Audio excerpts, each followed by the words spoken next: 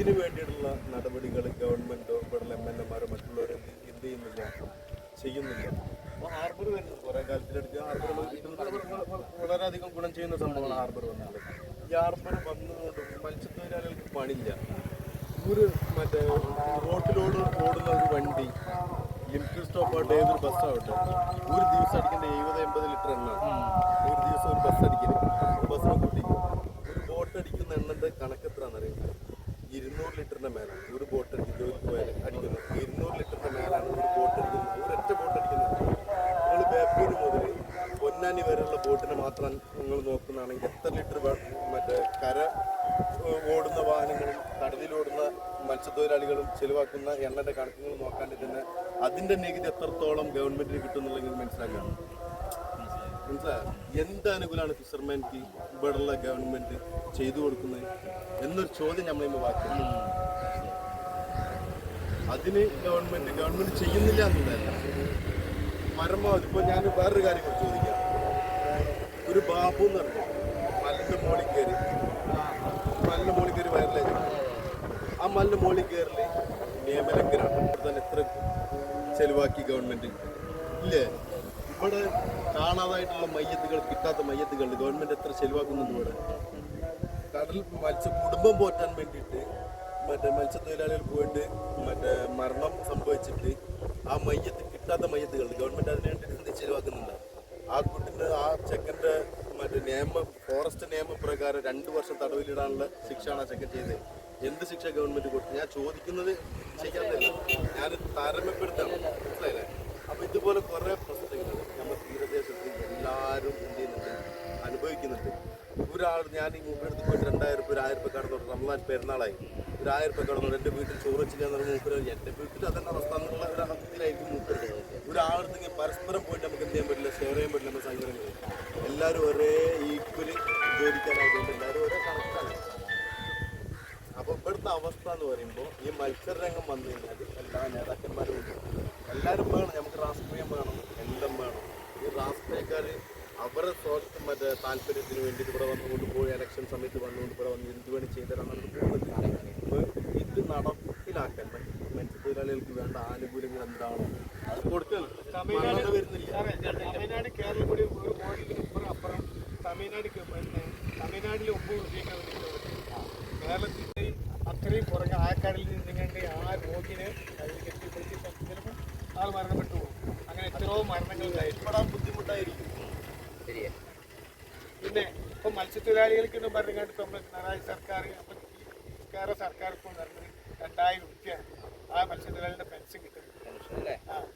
ഈ എത്രയോ കൊല്ലം ഒരു വ്യക്തി 60 കൊല്ലം അധ്വാനിച്ച് 15 വയസ്സിൽ അധ്വാനിക്കാൻ തുടങ്ങും. ഈ മത്സ്യത്തൊഴിലാളി കടലോരത്തിൽ ഏത് മത്സ്യത്തൊഴിലാളികളും 15 വയസ്സ് മുതൽ തുടങ്ങും. 60 വയസ്സ് വരെ നമ്മൾ അധ്വാനി ഒരു വ്യക്തി എത്ര ഉറുപ്പ്യ ഇവിടെ സമ്പാദിക്കുക സർക്കാരിന് സമ്പാദിച്ചു കൊടുക്കണമെന്ന് ഒരു മാസത്തിൽ എത്രയോ ഉറുപ്പ്യൻ്റെ മത്സ്യബന്ധനം ഇവിടെ നടത്തി വിദേശ രാഷ്ട്രങ്ങൾക്ക് എത്തിക്കുന്നത്. പിന്നെ നമ്മളിത് കുടിക്കാൻ പോകുന്നത് നമുക്ക് കിട്ടുന്നതാണ്. ഇപ്പം മണ്ണെണ്ണ സർക്കാർ സബ്സിഡി ആദ്യ നിരക്ക് കിട്ടിയ നമുക്ക് 350 ലിറ്റർ മണ്ണെണ്ണ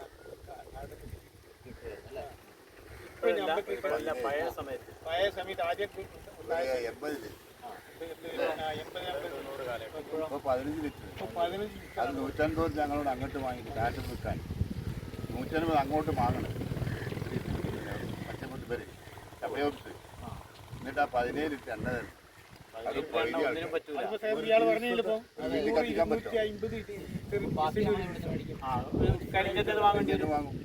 തമിഴ്നാട്ടിൽ നിന്ന് കിട്ടി അടുത്തുണ്ട് കളക്കടത്തായിട്ട് അവിടെ 9 രൂപയൊക്കെ കിട്ടുന്നുണ്ട്.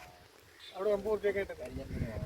ബാക്കി കരിഞ്ഞത്തേന്ന് വാങ്ങേണ്ടി 250 ലിറ്റർ ചെലവാന്നിട്ട് 15 ലിറ്റർ ചുരുങ്ങിയ പോയെടുക്കാൻ നമുക്ക് 20 ലിറ്റർ എണ്ണ ചുരുങ്ങിയ ചെറിയ ബോട്ടിന് മണ്ണെണ്ണ ഡീസല് അതാണിപ്പോ പറഞ്ഞത് 250-300 ലിറ്റർ ഒരു ദിവസം പണിക്ക് പോയി വന്നാൽ വേണോ? ഇത്ര രൂപ ഞാൻ പറഞ്ഞു നിങ്ങളോട് 20,000 ഇപ്പോൾ കടം വരുന്നില്ല. 50 1 ലക്ഷം ഒരു കാര്യം കൂടെ പറയാം. ഒരു കൽപ്പണിക്കാരന് ഒരു ഹോട്ടൽ പണിക്കാരൻ ഇല്ലേ കേക്ക് മേഖലയിൽ ഏതൊരു ജോലിക്കാരനും രാവിലെ വീട്ടിൽ നിന്ന് പണിക്ക് പോകണമെന്ന് പറഞ്ഞ് ഇറങ്ങിക്കഴിഞ്ഞാൽ ഒരു 800 രൂപയെങ്കിലും ഏറ്റവും ചുരുങ്ങിയ ശമ്പളം കൊടുപ്പിക്കാം. ഒരു മത്സ്യത്തൊഴിലാളി രാവിലെ സുബൈക്ക് മറ്റേ പുലർച്ചെ 4 മണിക്ക് എണീറ്റ് പണിക്ക് പോകുന്നത് എനിക്ക് 800 കിട്ടുമെന്നുള്ള പ്രതീക്ഷയിലല്ല.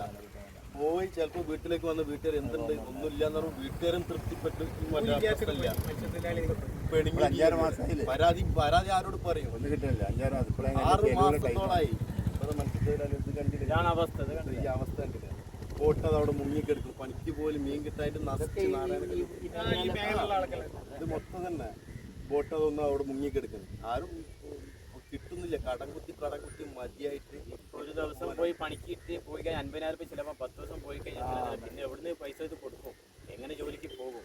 ഇതാണ് ഇപ്പൊ നിലവിൽ ഇവിടുത്തെ അവസ്ഥ. ആര് കൊടുക്കാനും ഇല്ല, വാങ്ങാനും ആരില്ല. ആരുടെ പോയി പരാതി തൊഴിലാളികൾ ഉണ്ടെങ്കിലും മത്സ്യത്തൊഴിലാളി നിങ്ങൾ എണ്ണക്ക് വില കൂട്ടിക്കോ, ഗ്യാസിന് വില കൂട്ടിക്കോ, മറ്റുള്ള എല്ലാ സാധനങ്ങളും വില കൂട്ടിക്കോ, പക്ഷെ പരാതി മത്സ്യത്തൊഴിലാളിയുമില്ല. നിങ്ങൾ എന്ത് ആപത്തിപ്പെട്ടാൽ ഒരൊറ്റ കോള് മതി മത്സ്യത്തൊഴിലാളി അവിടെ പാഞ്ഞിട്ടുണ്ട്. ഞങ്ങൾക്ക് ഈ പ്രളയ സമയത്ത് ഞങ്ങൾ ചെയ്ത ത്യാഗത്തിന്റെ മറ്റേ പകുതി കൂലി പോലും ഞങ്ങൾക്ക് ഇവിടെ ഫിഷർമാനും മറ്റേ മത്സ്യത്തൊഴിലാളികൾക്ക് കിട്ടിയില്ല. ബോട്ട് നഷ്ടപ്പെട്ടവരുണ്ട്, ഇഞ്ചൻ നഷ്ടപ്പെട്ടവരുണ്ട്, അതുപോലെ പല അപകടം പറ്റിയ ഒരുപാട് ആളുകളുണ്ട്. ഗവൺമെന്റ് എന്താ ചെയ്തു കൊടുത്തിട്ടില്ല എന്നുള്ളത് പക്ക പറയുന്നല്ല. അപകടം പറ്റിയ ആളുകൾക്ക് വേണ്ടതുപോലെ കൊടുക്കുമ്പോഴാണ് എന്തുണ്ടാവല്, ആളുകൾ വീണ്ടും അതിലേക്ക് ശ്രദ്ധ പറ്റി വരില്ല. ഇപ്പം പരിപൂർണമായിട്ട് മത്സ്യത്തൊഴിലാളികൾ കഷ്ടതയിലാണ്. വേറെ ഒന്നുണ്ട്, ഇവിടെ ഇപ്പൊ ഇന്ത്യൻ സമുദ്രത്തിൽ നിന്ന് വിദേശ രാഷ്ട്രങ്ങളെ ആയക്കടലിൽ നിർത്തണം. അത് നിർത്താൻ സർക്കാർ വളരെയധികം ശ്രമിക്കാന്നുണ്ടെങ്കിൽ ഇവിടുത്തെ മത്സ്യത്തൊഴിലാളികൾ അല്ലെങ്കിൽ ഇത് ഇങ്ങനെ മരിച്ചു ആളുകൾ പട്ടിണി എടുത്ത് മരിച്ചു. ഇത് മാത്രമാണ് ആശ്രയിച്ച് ഈ ഒരു ആശ്രയം ഇല്ലെങ്കിൽ പട്ടിണി മാത്രമാണ് ആശ്രയിച്ച് വേറെ ആരും വരുന്നില്ല. നിങ്ങളുടെ പേരോട് പറയാം ഇവിടെ മുതൽ. എന്റെ പേര് ജയ്സൽ. ഇവിടുത്തെ പേര് തന്നെയാണല്ലോ അല്ലേ? വീട്ടുപേരെന്താ?